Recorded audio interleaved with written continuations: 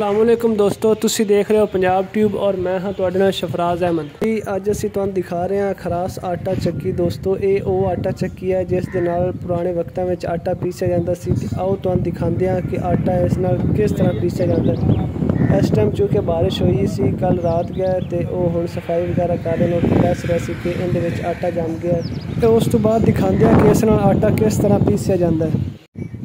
ਇਹ ਹੁਣ ਢੱਗੇ ਜੋੜ ਲੱਗੇ ਨੇ ਜੀ। ਢੱਗਿਆਂ ਦੀ ਜੋੜੀ ਇਹਨਾਂ ਨੇ ਰੱਖੀ ਹੋਈ ਆ।